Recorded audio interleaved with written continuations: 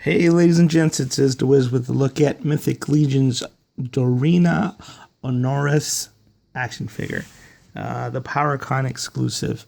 As I mentioned, this was one of two figures that were PowerCon exclusives. Lord Draguul and herself were going to be available, not so much as an exclusive, but as sort of an early release at PowerCon. PowerCon did not, due to the pandemic, did not go live and in person. You had to do it. We did it on the internet, online. So it was a virtual PowerCon. But anyway, whenever there's an exclusive, the Four Horsemen always make sure that it's available for pre-order, and anybody that wants to get it can get it online on the internet. So the second half of the PowerCon exclusives, first was Lord Draguul. I figured out something cool I wanted to mention that I didn't mention in the last review, or that I didn't figure out in the last review. I had talked about the dragon topper that came with this alternate head, and I found a new way to situate it using the belt there on the shield, so that the shield holds the dragon, and he looks like sort of the little minion that Hordak has on his arm, except he's, safely nestled up there on the shield, and the shield sort of approximates the coif that Hordak has in Masters of the Universe. So, Dorina Onoris, okay, obviously you can probably tell by the color scheme, is a homage to She-Ra, Princess of Power from Masters of the Universe. This is my Masters of the Universe Classics She-Ra, so you can take a look at them side by side there. And let me read you the bio for Dorina.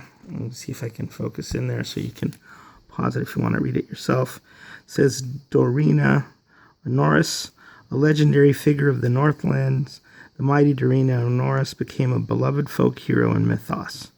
When Lord Draguul and his grotesque mob began terrorizing the villages of Vikenfell and Sjelgard, it was a young Dorina who led her people's rebellion against the evils despoiling their lands. Her unnatural power and her unmatched skill in battle led Dorina and her people to victory over Draguul, but it was her compassion and spirit that won the hearts of Mythoss. So, a great leader, compassionate, spirited, brave, and, unmatched skill in battle. I still don't think that in my Mythos she's going to defeat Lord Draguul. Because Lord Draguul is just too kick-ass, man. And I mean, She-Ra's kicked butt too. She comes with two heads, first of all. This is the head that we've often seen with the elf builders. I don't know why anybody would pose her with this head, but, it's always good to have extra heads. So, and since I think it was the Legion builders came with like 3 different heads, a lot of you will have seen this head before, and I'm not sure Dorina has these elf ears, so maybe this is an elfin royal guard, let's say, or something like that. Dorina, you will automatically notice, is very Viking-esque. So she looks quite different from She-Ra, but obviously the color scheme's spot on, so you can tell because of the turquoise and the gold and the white and all of that, and the fact that they're both blondes and the red cape, that these two are basically that one is an homage to the other. But she looks quite, I think it was the Legion's cast folks who said that she looks godlike. So she looks like a Viking shield maiden. And, and back in the Viking days, it's said that the women fought alongside the men and were, just as ferocious and fierce. And so she has that determined look on her face, and definitely looks like she would be a formidable opponent. The sword is sort of elven as well, so I don't see, you really can't see her ears under that helmet, so If you want to say that she's an elven warrior, then I guess that's entirely up to you. I love the details of the blonde hair and the tresses here, the different ponytails or braids that come down, and then the gold that accents those. Very, very cool. I hope you can see that. There's also a lot of different detail work on the helmet, and then of course the hair's nicely sculpted and these beautiful wings that shoot up from the side of her head, so giving her that really ornate look. And she looks great. She looks kick-ass. She looks beautiful. I would say that a little more makeup, maybe, when we're talking about the paint apps, than I would have preferred. She's got rosy cheeks. She looks like she's wearing rouge and lipstick and maybe a little eyeshadow there. And I would have gone with a lighter touch, but still beautiful and still good looking and fierce and everything. All these little touches here are awesome. I love these. And they, it makes it easier to put this flowing cape, this beautiful flowing cape together when you have the pauldrons to cover that up in the back and the hair and stuff. The shield is, standard shield, but it looks really good with the gold and silver motif. So kind of, reminds me of Wonder Woman. I could see her and Wonder Woman teaming up. I know that Superman and He-Man teamed up, so I think a She-Ra Wonder Woman team up would be cool.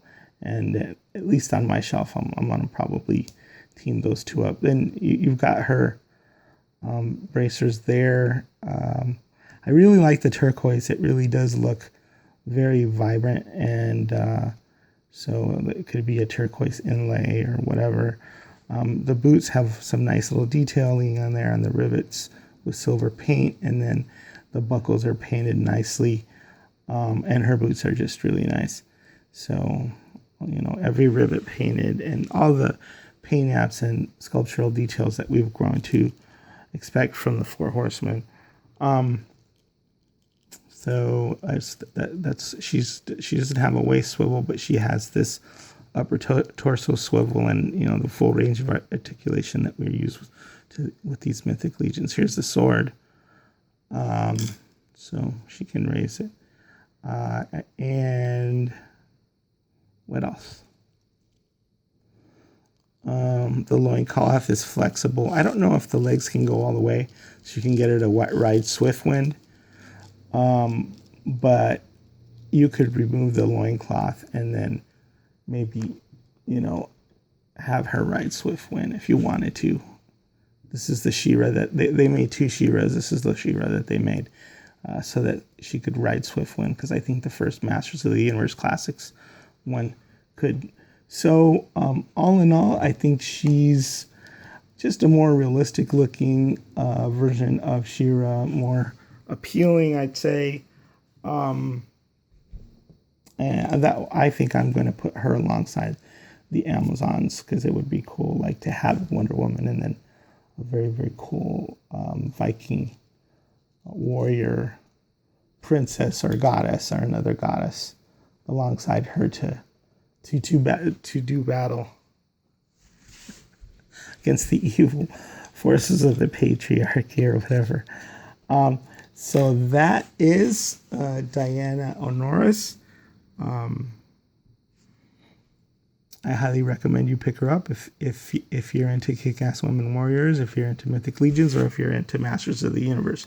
Because one thing that we do know is that these homage figures are hugely popular, and once they're gone, they're gone. So you want to make sure you get them early on, because if you start trying to hunt them down in the aftermarket, sometimes they can go for a really pretty penny.